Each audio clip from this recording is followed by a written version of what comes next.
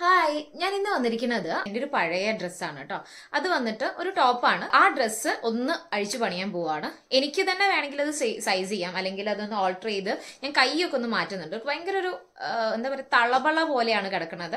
അങ്ങനെ ലൂസായിട്ട് കിടക്കുമ്പോൾ അതിനൊരു വേറെ ഭംഗി ഉണ്ടായിരുന്നു. ഞാൻ 1-2 തവണ ഇട്ടിട്ടുണ്ട്, പിന്നെ ഞാൻ അത് ഒഴിവാക്കി വെച്ചത്. എനിക്ക് എന്തോ ഒരു അൺകംഫർട്ടബിൾ ആയിട്ട് ഇവിടെ ഇങ്ങനെ വലിഞ്ഞു പോവാ എനിക്ക്.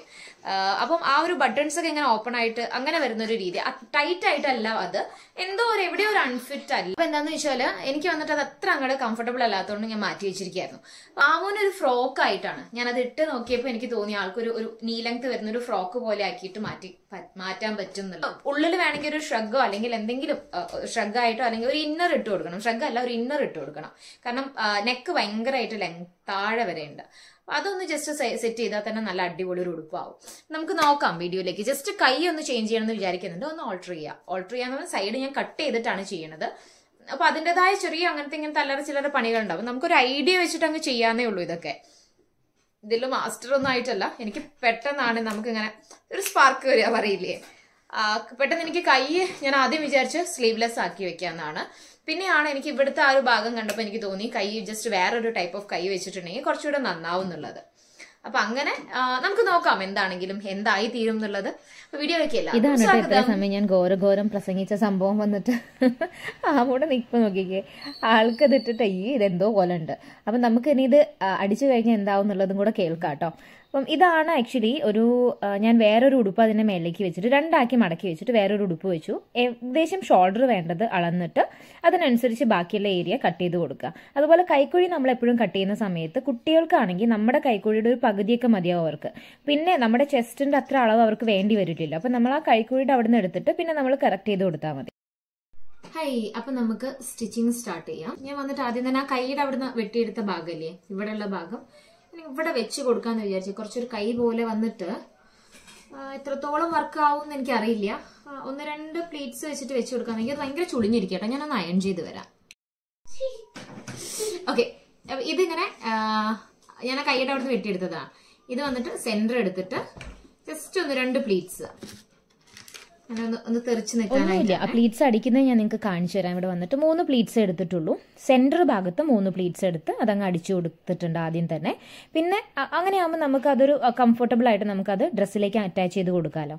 സ്ലീവ് വെക്കുന്ന സമയത്ത് എപ്പോഴും നിങ്ങൾ ഷോൾഡറിന്റെ സൈഡിൽ നിന്ന് വെച്ച് കൊടുത്താൽ കുറച്ചുകൂടി ഈസി ആയിരിക്കും നിങ്ങൾക്ക് ഇങ്ങനെയുള്ള സ്ലീവ്സ് വെക്കുന്ന സമയത്ത്.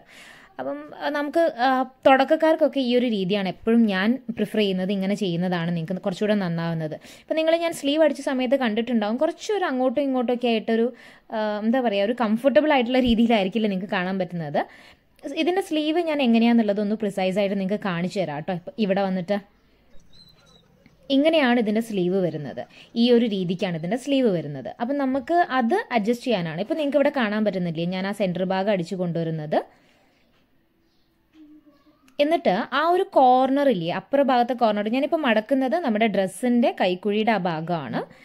അവിടെ ആ ഒരു കോർണർ അവിടെ ടച്ച് ചെയ്ത് കൊടുക്കുകയാണ്. അങ്ങോട്ടാണ് സ്റ്റിച്ച് ചെയ്യുന്നത്. ഇത്രയും ഭാഗം ഇങ്ങോട്ട് ഉള്ളോട്ടേക്ക് കിടക്കുക ചെയ്യുക. അപ്പോൾ നമുക്ക് എന്താണെന്ന് വെച്ചാൽ ഈ ഒരു എക്സസ് ഉള്ള ഭാഗം ഉള്ളോട്ടേക്ക് അങ്ങോട്ട് പോവും.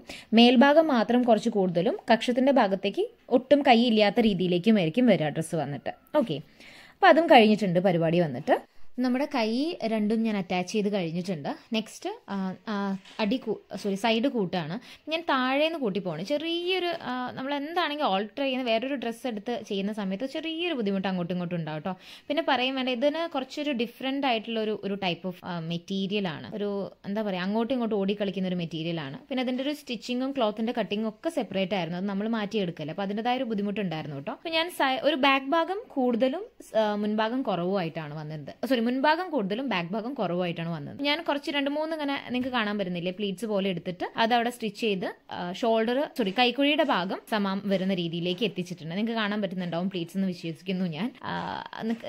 അവിടെ ശ്രദ്ധിച്ചു നോക്കിയാൽ കാണാം ഞാൻ പ്ലീറ്റ്സ് ആയിട്ട് ചെയ്ത് പോകുന്നത്. ഇവിടെ 2 സൈഡ് അടിക്കുന്ന സമയത്ത് ഞാൻ അങ്ങനെ തന്നെയാണ് ചെയ്തു പോകുന്നത്. കാരണം എന്താ വെച്ചാൽ മുൻഭാഗം അങ്ങനെ കുറച്ച് കൂടുതലായിട്ടാണ് വന്നത്. 2 സൈഡും വെച്ച് നോക്കുന്ന സമയത്ത് മുൻഭാഗം കൂടുതലാണ്. അപ്പം നമുക്കതൊന്ന് കറക്റ്റ് ചെയ്യാൻ വേണ്ടിയിട്ട്, പിന്നെ ഈ ഒരു ഡ്രസ്സ് ആയതുകൊണ്ട് നമുക്ക് അങ്ങനെ പ്ലീറ്റ്സ് ഇട്ട് കൊടുക്കുമ്പോൾ അങ്ങനെ ഓൾറെഡി കുഴഞ്ഞ് ഫ്രണ്ട് സൈഡ് നിങ്ങൾ കണ്ടില്ലേ, ഒരു ലെയർ പോലെയാണല്ലോ ഉള്ളത്.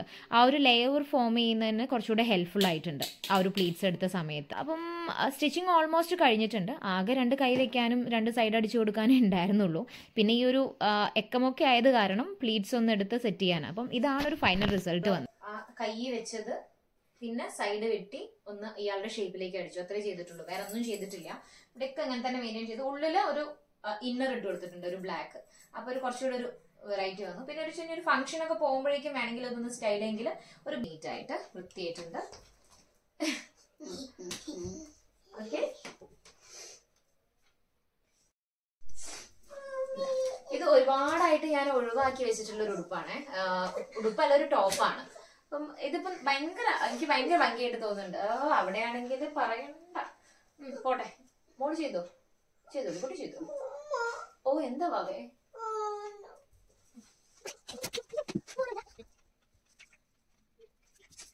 പെട്ടിയിൽ പൂട്ടി വെച്ചിരിക്കുന്നതാ വർഷങ്ങളായിട്ട്. അതുപോലത്തെ നിങ്ങളുടെ വാർഡ്രോബിൽ ഉണ്ടാവും ഒരുപാട് ഡ്രസ്സസ് അല്ലെ. നമ്മൾ ചെറുതായിട്ട് സ്റ്റിച്ചിങ് ഒരുപാടൊന്നും അറിയേണ്ട ആവശ്യമില്ല. ജസ്റ്റ് നമുക്ക് സ്റ്റിച്ച് ചെയ്യാൻ അറിഞ്ഞിട്ടുണ്ടെങ്കിൽ സൈഡ് ഇപ്പൊ നമ്മുടെ കുട്ടികൾക്ക് നമുക്ക് ചേരാത്ത ഡ്രസ്സുകൾ മാറ്റി വെച്ചതുണ്ടാവും. ചിലപ്പം വാർഡ്രോബിൽ അങ്ങനെ നമുക്ക് ഇഷ്ടമില്ല എന്നിട്ട് അങ്ങനെ തന്നെ മാറ്റി വെച്ചിട്ടുണ്ടാവും. ഇത് നിങ്ങൾക്ക് സൈസ് ചെയ്യാം കേട്ടോ. ഇതിപ്പോ എനിക്ക് വേണമെങ്കിൽ എനിക്ക് ഇതുപോലെ ചെയ്യായിരുന്നു. കൈ വെട്ടിയിട്ട് ഈ കൈ മാറ്റി വെക്കുക, ആ രീതിയിലേക്ക് വെച്ച് കഴിഞ്ഞാൽ വേറൊരു സ്റ്റൈലാകും. പക്ഷെ എനിക്ക് വിചാരിച്ചു മോൾക്കായിരിക്കട്ടെ, എനിക്കിത് ടോപ്പാണ്, ഇയാൾക്കൊരു ഫ്രോക്ക് പോലെ തോന്നില്ലേ നിങ്ങൾക്ക് കണ്ടിട്ട്? ആ ഒരു ഫ്രോക്കിന്റെ ഇതിനൊരു ഇവിടെയൊക്കെ നല്ല ഭംഗിയുണ്ട് കാണാനായിട്ട്. ഒരു ഡിഫറെന്റ് സ്റ്റൈലാണ് വരുന്നത്. അപ്പോ അങ്ങനെ ഒരുപാട് ഡ്രസ്സസ് ഉണ്ടാവും നിങ്ങളുടെ വാർഡ്രോബ്സിലും.